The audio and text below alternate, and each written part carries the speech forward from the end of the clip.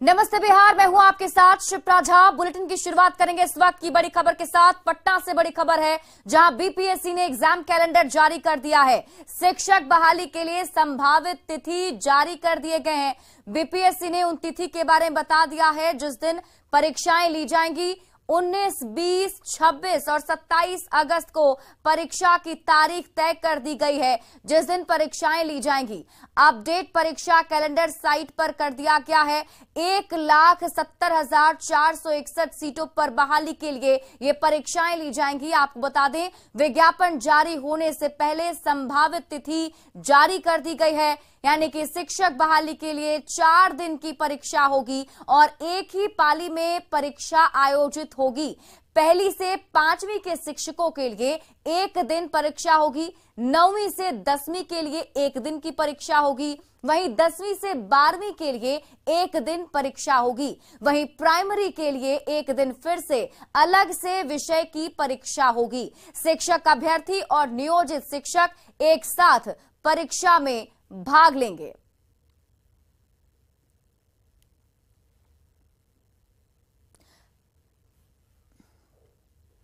खबर मुजफ्फरपुर से है, जहां सीरियल किलर को पुलिस ने गिरफ्तार किया है और पुलिस की स्पेशल टीम ने सीरियल किलर शिवचंद्र पासवान उर्फ भालवा को दबोच लिया। अहियापुर में 3 नाइट गार्ड की हत्या और चौथे पर जानलेवा हमले के आरोपी को पुलिस ने सलाखों के पीछे भेज दिया है। अहियापुर थाना क्षेत्र में बीते 30 अप्रैल, 1 मई और 8 मई को एक ही तरीके से अलग अलग जगहों पर सुरक्षा कर्मियों की हत्या कर दी गई थी। वहीं एक और सुरक्षा कर्मी पर जानलेवा हमला किया गया था। आरोपी ने सभी मामले में अपनी संलिप्तता कबूल भी कर ली है। साथ ही पुलिस ने घटना में इस्तेमाल किया गया 2 सरिया लकड़ी का बेंत भी बरामद कर लिया है।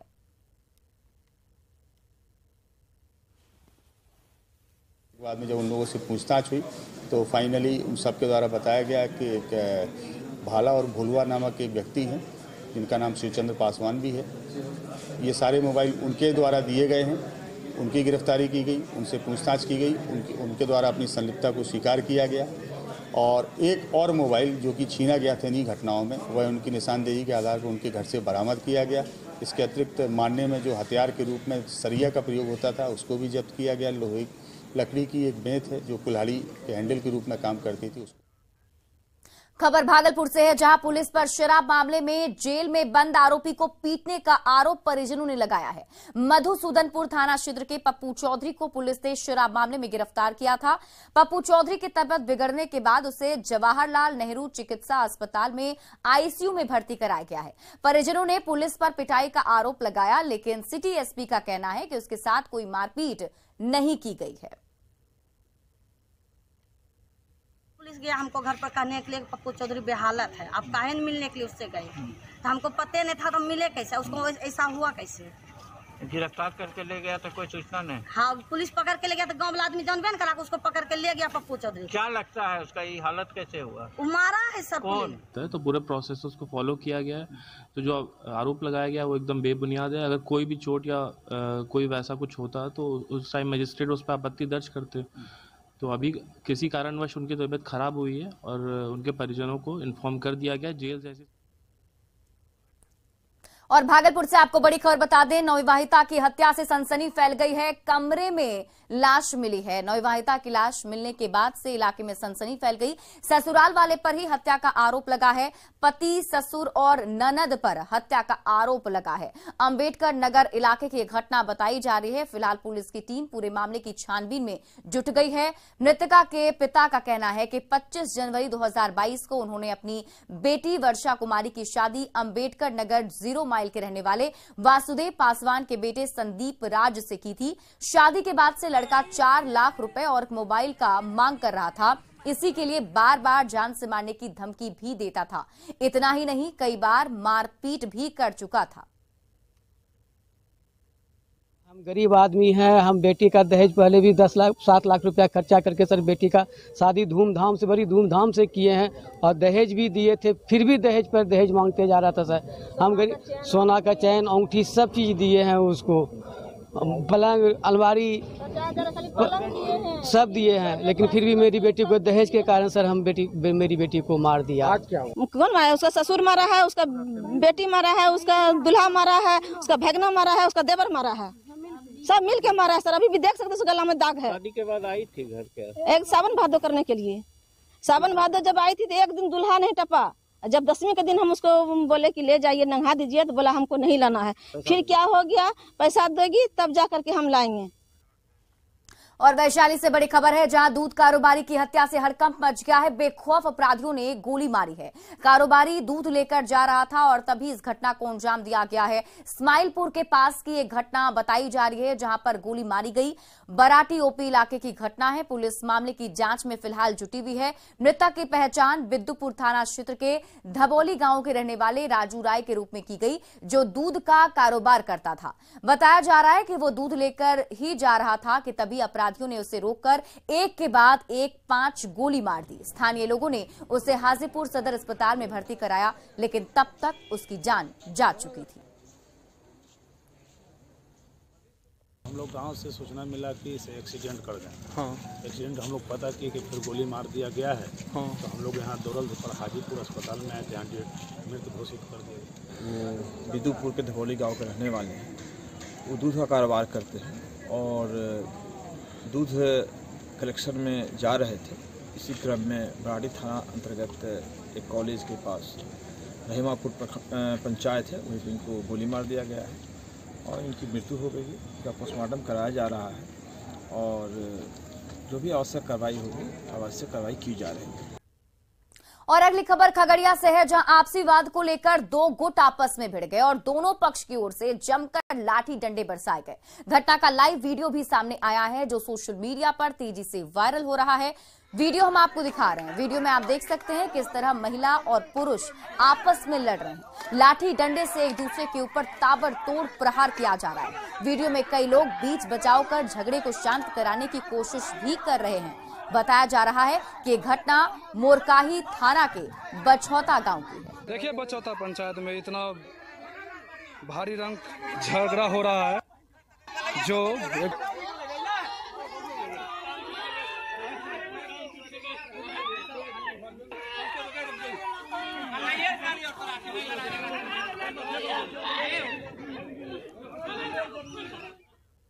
बेगूसराय में पुलिस ने अगवा युवक को मुक्त करा लिया है। पुलिस ने 3 किडनैपर को गिरफ्तार किया है। इसके साथ ही वाहन भी जब्त कर लिया गया है। घटना छौराही थाना क्षेत्र के कंबा पंचायत में अरविंद यादव को अपराधियों ने नौकरी का झांसा देकर पटना बुलाया था और फिर उसे अगवा कर लिया। अपराधियों ने पत्नी के मोबाइल पर फोन कर 6 लाख की फिरौती मांगी थी। बेगूसराय के एसपी ने बताया कि पेशेवर गिरोह का पर्दाफाश हुआ है, जो नौकरी दिलाने के नाम पर इंटरव्यू के लिए युवकों को बुलाकर अपहरण का काम करता था। जॉब इन बिहार नाम के व्हाट्सएप ग्रुप संचालित किए जा रहे थे। एक पेशेवर गिरोह की गिरफ्तारी हुई है। ये गिरोह बेरोजगार युवकों को नौकरी दिलाने के नाम पर इंटरव्यू के लिए अन्य जिले में बुलाकर अपहरण कर फिरौती मांगने का कार्य ये गिरोह करता था। इस गिरोह के 3 सदस्यों की गिरफ्तारी हुई है। किडनैपिंग के लिए जो टाटा इंडिगो कार इस्तेमाल की थी वो भी पुलिस ने बरामद कर ली है और इन्होंने छौड़ाही का एक व्यक्ति है जिसका नाम है अरविंद कुमार यादव, उसकी यहां से किडनैप। खबर सुपौल से है, जहां राघोपुर राइस मिल के मालिक और मुंशी पर गोलीबारी की मामले में पुलिस ने 5 अपराधियों को दबोच लिया है। गोलीबारी में मुंशी की मौत हो चुकी है, जबकि मिल के मालिक का इलाज चल रहा है। घटना में शामिल 5 अपराधियों को हथियार के साथ गिरफ्तार किया गया। अपराधियों ने लूट के मकसद से गोली मारी थी।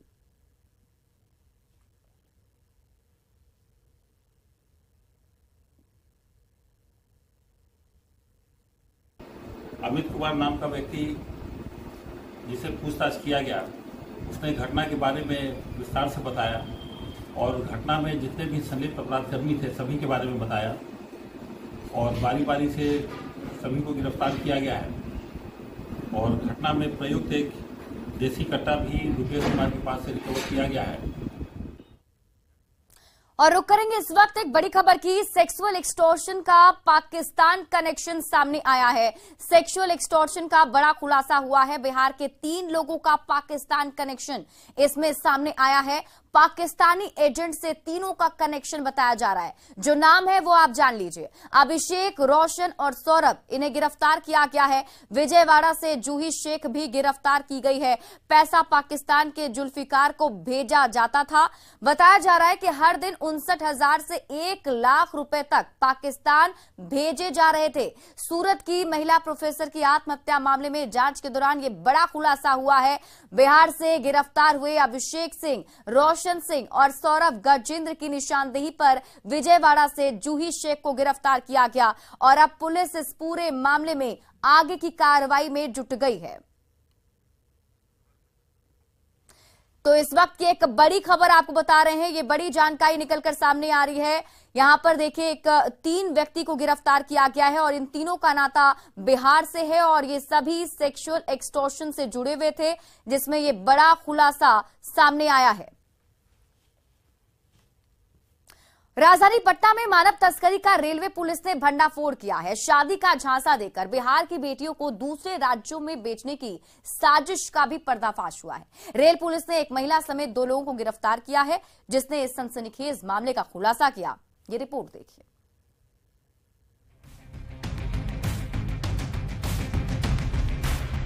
पटना रेल पुलिस ने जबरन शादी कराने वाले मानव तस्कर गैंग के बड़े गिरोह का खुलासा किया है।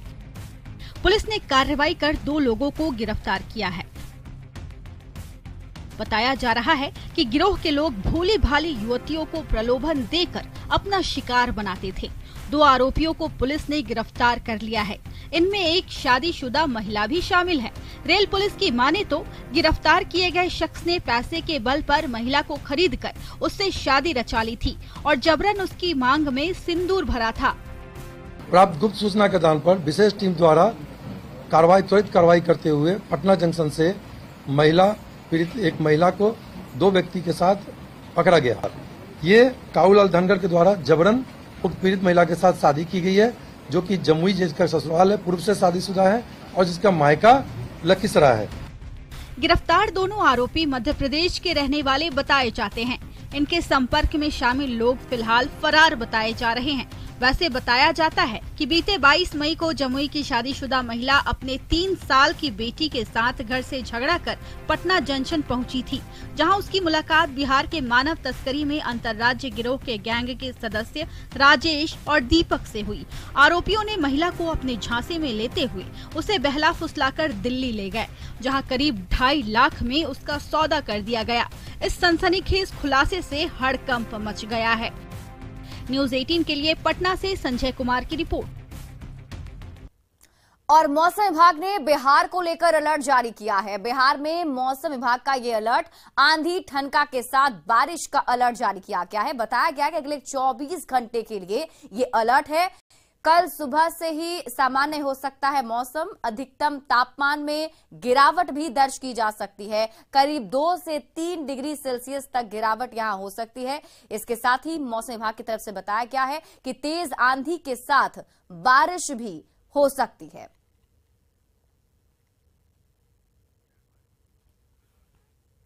हजारीबाग में आंधी, बारिश और तूफान ने जनजीवन को अस्त व्यस्त कर दिया है और इस तूफान से सैकड़ों की संख्या में लोग घायल हुए हैं।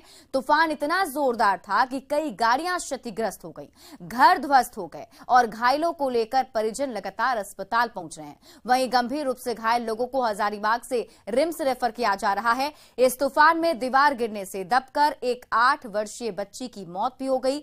वहीं हजारीबाग पुलिस लाइन की बैरक ध्वस्त हो गई है, जिससे बैरक में रहने वाले 30 पुलिसकर्मियों के सामने अब परेशानी खड़ी हो गई है। दूसरी ओर पूरे शहर में बिजली गुल हो गई है, जिसकी मरम्मत में विभाग अब जुटा हुआ है।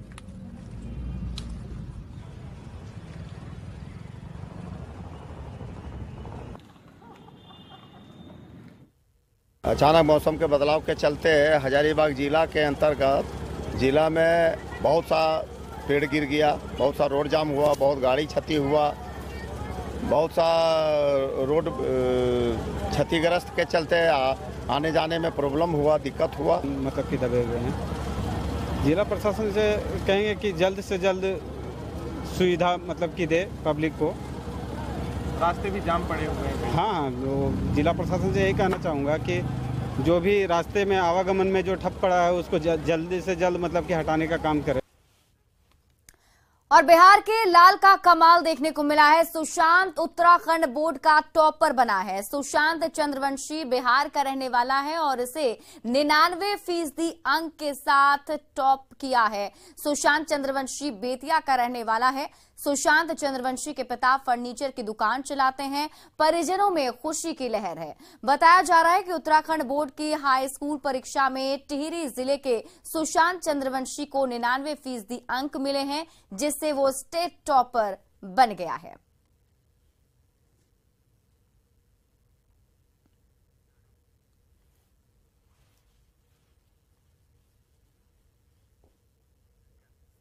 जमशेदपुर में मौसम ने अचानक करवट बदली और तेज हवा के साथ मूसलाधार बारिश हो गई। करीब 1 घंटे तक हुई बारिश ने जो भी वहां पर जनजीवन था उसे अस्त व्यस्त कर दिया। शहर के सड़कों पर बाढ़ की स्थिति उत्पन्न हो गई। मौसम विभाग ने पहले ही संकेत दिया था कि जमशेदपुर सहित पूरे कोल्हान में तेज हवा के साथ मूसलाधार बारिश होगी। वहीं अगले 24 घंटे तक आकाश में बादल छाए रहेंगे और रुक रुक कर बारिश भी हो सकती है। वैसे मूसलाधार बारिश और तेज हवा से ग्रामीण क्षेत्र में काफी नुकसान होने की खबर है। हालांकि बारिश होने से भीषण गर्मी से लोगों को राहत जरूर मिली।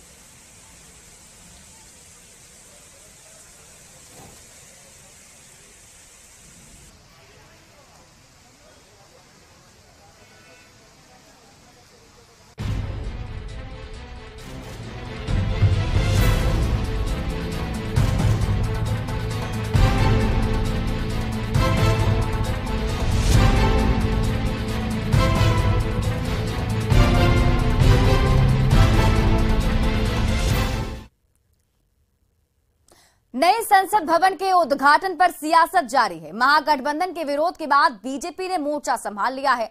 आज बीजेपी के सभी विधायक और एमएलसी विधानसभा के विस्तारित भवन के उद्घाटन शिलापट के सामने विरोध प्रदर्शन करेंगे, जिस पर से नीतीश कुमार का नाम अंकित है।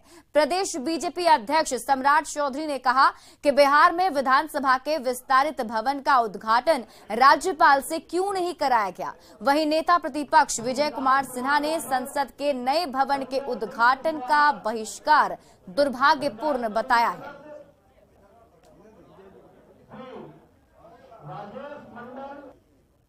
नीतीश बाबू को कौन सा ट्रेंड है कि दिल्ली में प्रधानमंत्री जी यदि किसी चीज का उद्घाटन कर रहे तो इनके पेट में दर्द हो रहा है, लेकिन जब स्वयं करते हैं तो इनको दिक्कत नहीं होता। तो भारतीय जनता पार्टी ने तय किया है, कल हम लोग पूरे विधानसभा के विधायक, विधान परिषद के सदस्य और विधानसभा के सदस्य उनके उस शिला बोर्ड के पास जाएंगे और नीतीश जी को एहसास कराएंगे कि नीतीश जी देखिए आपके दोहरा चरित्र का पंचायत आपका शिलान्यास और उद्घाटन बोर्ड है। आप स्वयं कहते कुछ और है और करते कुछ और है।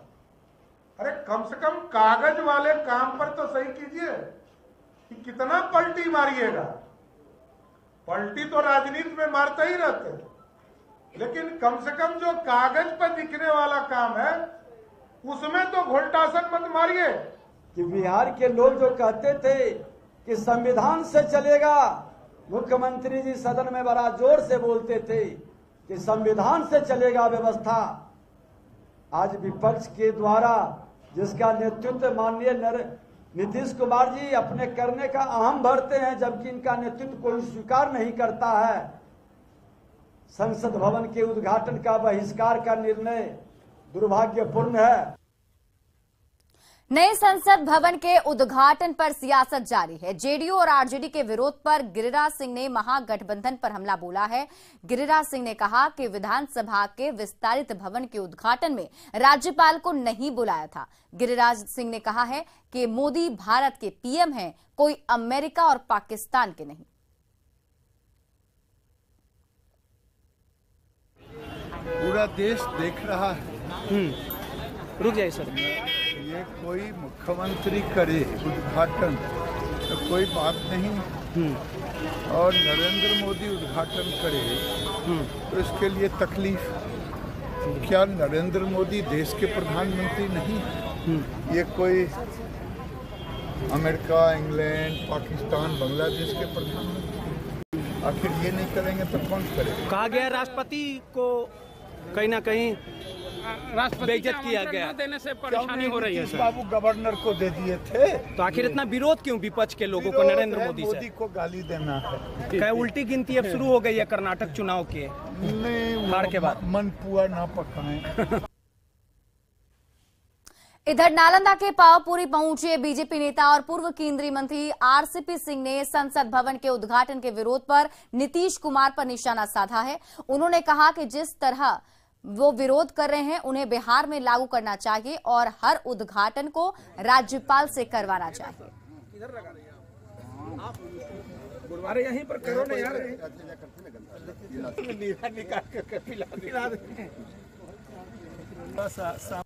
ये तो सब लोगों को, पूरे देशवासियों को अपने प्रधानमंत्री पर गर्व करना चाहिए कि एक संसद का इतना शानदार भवन बना है।